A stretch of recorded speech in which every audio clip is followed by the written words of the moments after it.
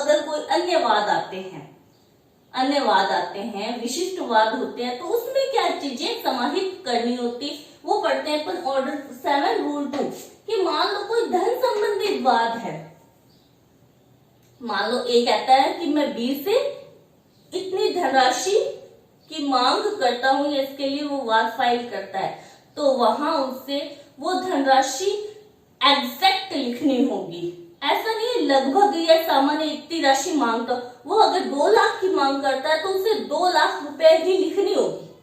वो ऐसा नहीं कि 1 लाख और समथिंग कुछ मांगता हूं, एग्जैक्ट राशि लिखनी होगी जितने की वो मांग करता है। वो राशि वो अंकों में और शब्दों में दोनों में लिखेगा।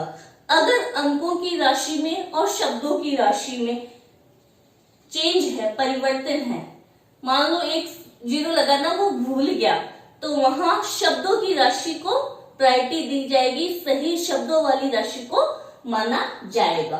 और एग्जैक्ट लिखेगा वो कितने धन की मांग वादी प्रतिवादी से कर रहा है। परंतु 3 चीजें इसमें हैं कि जहां पर उसे एग्जैक्ट लिखने की आवश्यकता नहीं है। फर्स्ट, जहां मध्यवर्ती लाभ या मेन प्रॉफिट की गणना करनी अभी बाकी है।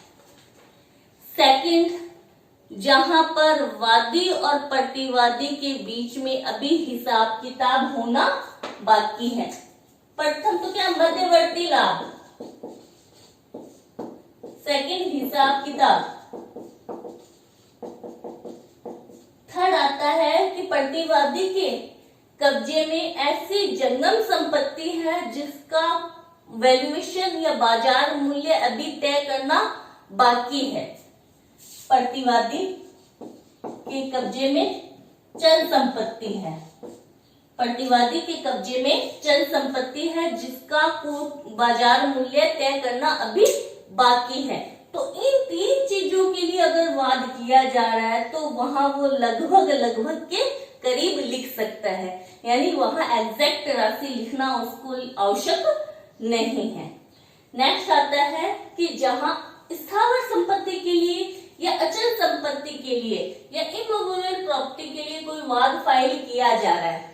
मान लो ये कहता है कि ये इस भूमि के लिए मैं हकदार हूं, इसका स्वामी मैं हूं, प्रतिवादी नहीं है, तो वो उस स्थावर संपत्ति कौन सी का, वो उसका दिशाएं लिखेगा, यानी जो बंदोबस्त रिकॉर्ड में है, जो रजिस्टर्ड डॉक्यूमेंट है, रजिस्टर्ड भूमि है, तो उसका बंदोबस्त अभिलेख जो न्यायालय में फाइल करेगा, यानी वो ये बताएगा कि इस स्थावर संपत्ति के लिए जिसके लिए ये दावा कर रहा है, वादी दावा कर रहा है कि उसके उत्तर में क्या है, उसके दक्षिण में क्या है, उसके पूर्व में क्या है, उसके पश्चिम में क्या है, यानी वो उसका मैप लगाएगा।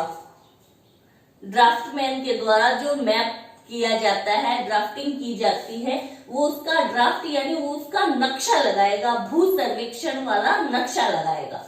अगर स्थावर संपत्ति के लिए कोई वाद फाइल किया जाता है तो वहां वो उसका आसा पासा बताएगा और भू सर्वेक्षण वाला नक्शा उसके साथ में अटैच करेगा। नेक्स्ट आता है कि जहां वादी प्रतिनिधि की हैसियत में कोई वाद ला रहा है। प्रतिनिधि वाद कहाँ था, ऑर्डर 1 रूल 8 में था। क्या वाद की मेन विशेषता की क्या थी कि बहुत सारे व्यक्ति एक ही वाद में एक ही हित रखते हैं, तो वो प्रतिनिधिवाद ला सकते हैं।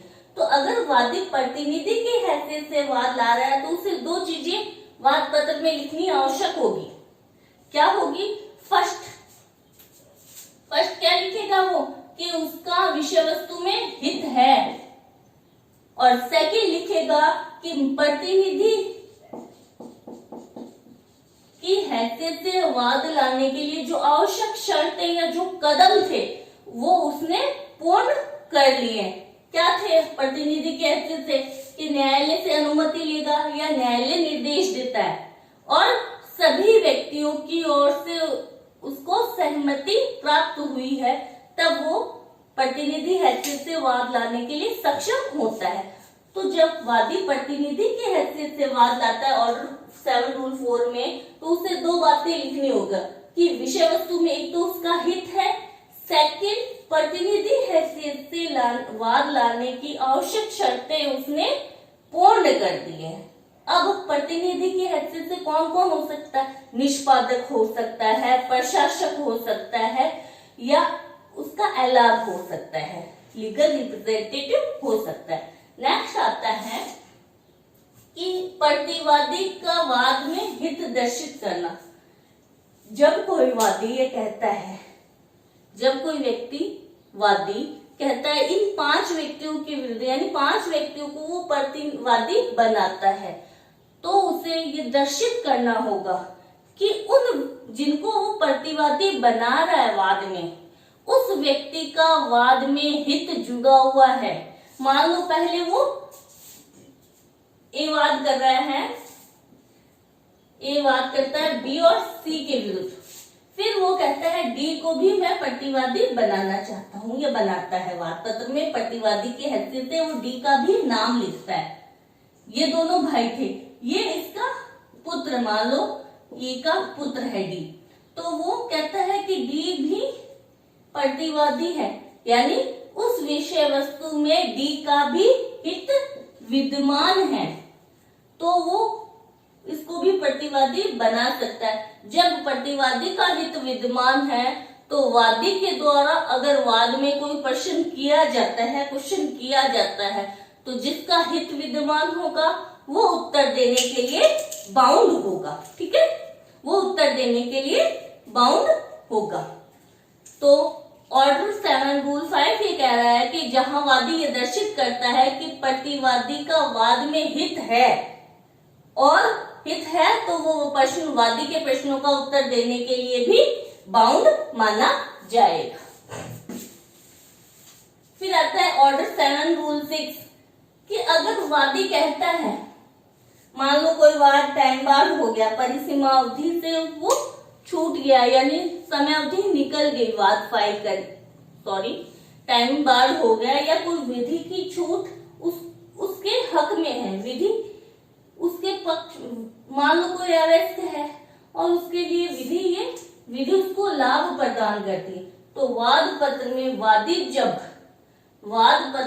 वादी जब परिसीमा या विधि की छूट का दावा करता है, परिसीमा छूट, टाइम बार हो गया वाद, या परिसीमा से छूट का दावा करता है, या विधि की छूट का दावा करता है, तो किस आधार पर वो इस छूट का दावा कर रहा है, उस आधार को भी वो वाद पत्र में लिखेगा कि किस आधार पे वो परिसीमा अवधि से छूट प्राप्त कर रहा है, या किस आधार पर वो विधि से छूट प्राप्त कर रहा है, उस आधार या उस रीजन को वो वाद पत्र में लिखेगा।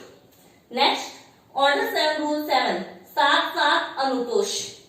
अनुतोष का निर्दिष्ट कथन किया जाना, यानी वादी वाद किस लिए फाइल करता है? रिलीफ, अनुतोष प्राप्त करने के लिए। तो उसको स्पेशल रूप से लिखना होगा कि वो प्रतिवादी से किस अनुतोष की मांग कर रहा है, विनिर्दिष्ट कथन करना होगा कि उसे, जैसे ए ने कब्जा कर ली उसकी बी की भूमि कब्जा कर ली, तो अब कौन सी भूमि कब्जा की? मान लो रानी बाजार की भूमि कब्जा की, तो ए को वाद पत्र में लिखना होगा कि बी प्रतिवादी ने उसकी रानी बाजार की भूमि कब्जा कर ली है, रानी बाजार वाली भूमि का कब्जा उसे वापस लौटाया जाए, यानी विनिर्दिष्ट कथन करना होगा कि मुझे वही भूमि चाहिए जो मेरी थी। सामान्य अनुतोष का उल्लेख करने की आवश्यकता नहीं है। सामान्य अनुतोष जो न्यायालय सामान्यतः वादों में दिलाता, जैसे वाद के खर्चे, समय की हानि, इनका उल्लेख वाद पत्र में करने की आवश्यकता नहीं है। और जितना अनुतोष न्यायालय से मांगा गया है, न्यायालय उतना ही अनुतोष दिलाएगा, उससे ज्यादा कभी अनुतोष न्यायालय नहीं दिलाता है। सामान्य अनुतोष का उल्लेख करने की आवश्यकता नहीं है, सामान्य अनुतोष न्यायालय अपने आप दिला देता है। फिर आता है ऑर्डर 7 रूल 8 पृथक आधारों पर आधारित अनुतोष। मान लो वादी ए है और प्रतिवादी बी है। अब ए के कई अधिकार विधिक अधिकारों का हनन हो गया, कई विधिक अधिकारों यानी पृथक पृथक आधार हो गए, विधिक अधिकारों का हनन हुआ तो वो पृथक पृथक आधारों पर अनुतोषों की मांग कर सकता है। एग्जाम्पल, जैसे ए मकान मालिक है, बी किराएदार है।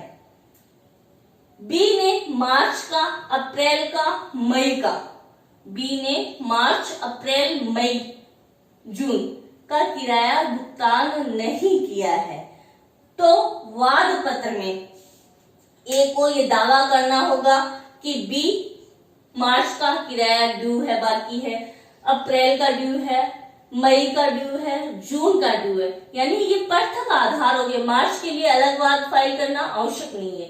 वो एक ही वाद में पृथक आधार तो पृथक है, उन सब पृथक आधारों पे अनुतोष की मांग करेगा। सॉरी। नेक्स्ट आता है ऑर्डर 7 रूल 9 इम्पोर्टेंट है। ये कह रहा है कि वाद पत्र ग्रहण करने पर क्या प्रक्रिया हो।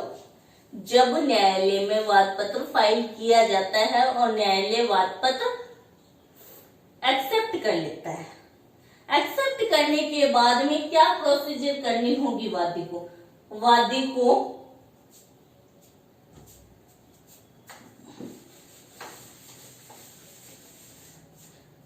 को वाद ऑर्डर 7 रूल 9 में क्या क्या, वाद पत्र की कॉपी, जितने प्रतिवादी हैं उतनी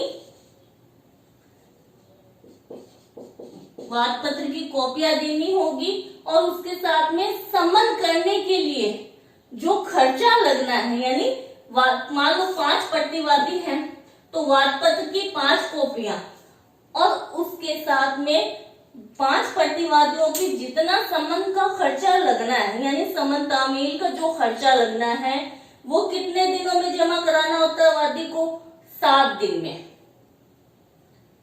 ऑर्डर 7 रूल 9, वाद पत्र एक्सेप्ट कर लिया, न्यायालय में फाइल होने के बाद में क्या प्रोसीजर, यानी वाद पत्र न्यायालय में जब फाइल हो गया उसके बाद में अगला कदम क्या है, वादी को क्या, जितने प्रतिवादी हैं उन सब पर सम्मन तामील के जो खर्चे लगने हैं, साथ में वाद पत्र की उतनी कॉपियां 7 दिनों के भीतर न्यायालय में जमा करानी होती है ताकि न्यायालय आगे कार्रवाई कर सके।